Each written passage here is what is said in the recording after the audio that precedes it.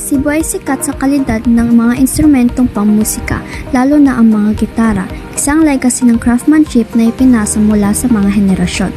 Ang industriya ng gitara sa Lapu-Lapu City ay hindi lamang nag-ambag sa ekonomiya nito, kundi pati na rin sa kultura at pagkakakilanlan nito. Ang Lapu-Lapu, isang lungsod sa Cebu na itinuturing na guitar capital of the country. Ang industriya ng paggawa ng gitara ay umuunlad sa isla sa loob ng mga dekada at may mahalagang papel sa ekonomiya ng Cebu. Ngunit bakit kakaiba at espesyal ang mga instrumentong may kwerdas na ito? Bakit ang mga produktong ito ang higit na dapat tangkilikin nating mga Pilipino?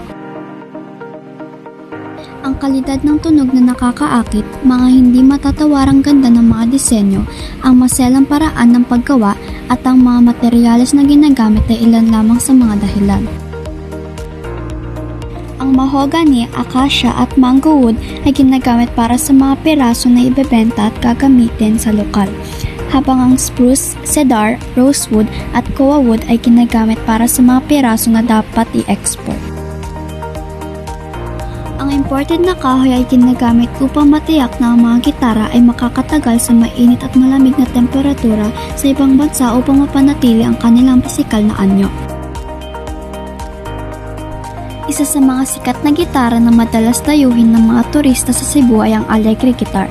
Dahil sa pinong pagkakagawa, magandang tunog at mataas na kalidad ang mga materyales na ginamit dito.